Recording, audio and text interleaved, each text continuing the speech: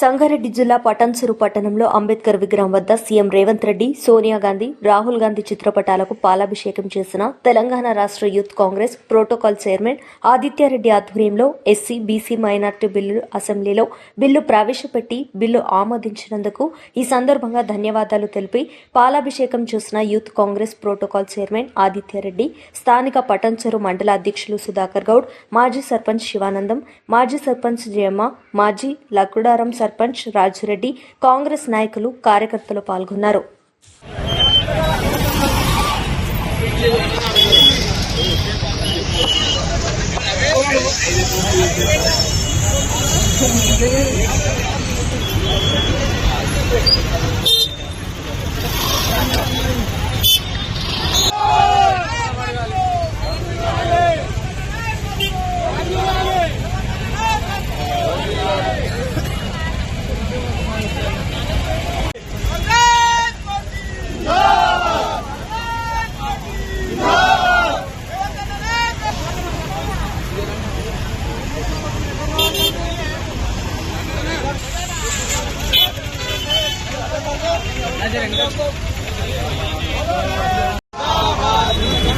జర ఇంకా బ్యాగ్ జరుగునా జర ఇంకా జరగండి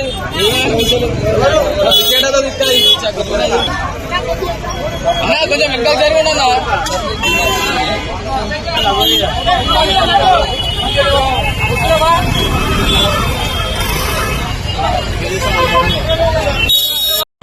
రోజు ఎందుకంటే బీసీ రిజర్వేషన్ పెంపుడు బిల్లు మరియు ఎస్సీ వర్గీకరణ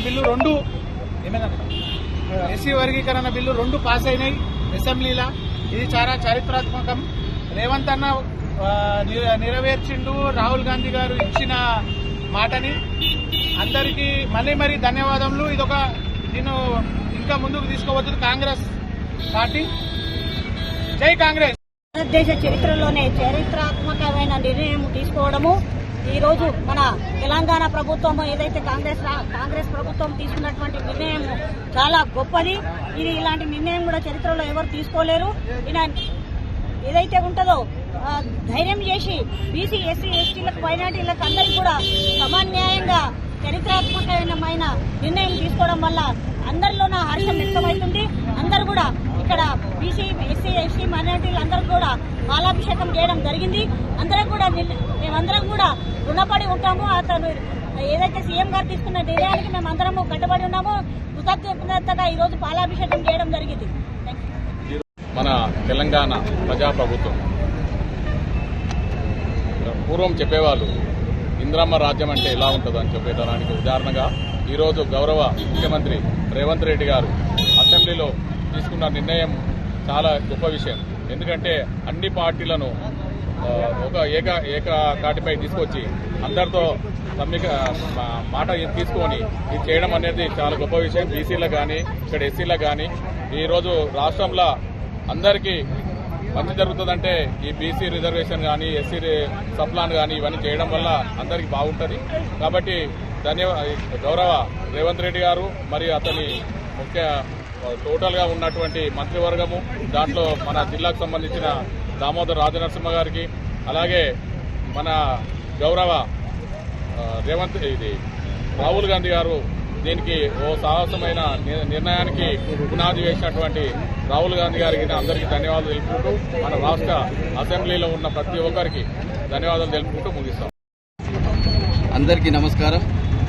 ఈరోజు మన రాష్ట్ర ప్రభుత్వం చేపట్టిన రెండు బిల్లులు, ఒకటి బీసీలకు కానీ అదేవిధంగా ఎస్సీ సప్లాన్ కానీ రెండు బిల్లులను ఏకపక్షంగా అసెంబ్లీలో తీర్మానం చేసి ఇప్పుడే అందరికీ కూడా చేకూరే విధంగా మన ప్రభుత్వం చేపట్టినందుకు రాష్ట్ర ముఖ్యమంత్రి రేవంత్ రెడ్డి గారికి కృతజ్ఞతలు తెలియజేస్తూ, అదేవిధంగా దీనికి ఎస్సీ సప్లాన్ లో కీలక పాత్ర వహించిన మన దామోదర్ రాజనరసింహ గారికి కూడా కృతజ్ఞతలు తెలియజేస్తూ, ఎందుకంటే ఎస్సీలు గాని బీసీలు గాని చాలా ఎన్ని రోజుల నుంచో ఈ పోరాటాలు జరుగుతున్నాయి.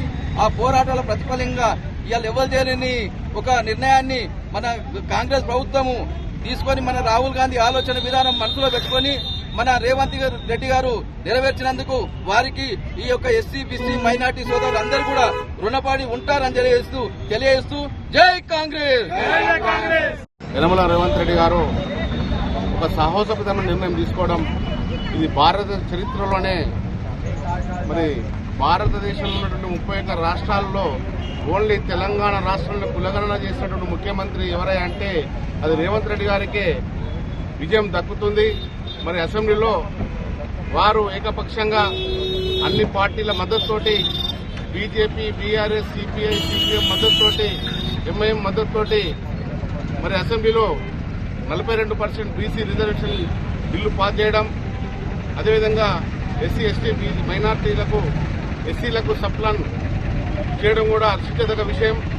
మరి ఇలాంటి కాంగ్రెస్ పార్టీ పేదల కోసం హార్నిసలు శ్రమిస్తుందంటే ఇదే నిదర్శనం అని మనం చెప్పుకోవాలి. మరి వారు ఇచ్చినటువంటి కాంగ్రెస్ పార్టీ గత 60-70 సంవత్సరాల నుండి దేశాన్ని పరిపాలించిన పార్టీ కాబట్టి కొంచెం లేట్ అయినా మంచి మంచి నిర్ణయాలు తీసుకోవడం ముఖ్యమంత్రికి తగుదది. వారు ఇంకెన్నో మరిన్ని బాధ్యత తీసుకొని తెలంగాణ రాష్ట్రాన్ని కూడా భారతదేశంలో ముఖ చిత్రంలో నిలపాలని చెప్పి ముఖ్యంగా రేవంత్ రెడ్డి కేబినెట్ మంత్రులందరికీ వారికి సహకరించిన ఈ శాసనసభ్యులు, శాసనమండలి సభ్యులు అందరికీ కూడా మేము తల వంచి నమస్కారం చేస్తూ ఈ అవకాశం ఇచ్చినటువంటి పెద్దలందరికీ కూడా నేను ధన్యవాదాలు తెలియజేస్తున్నాను.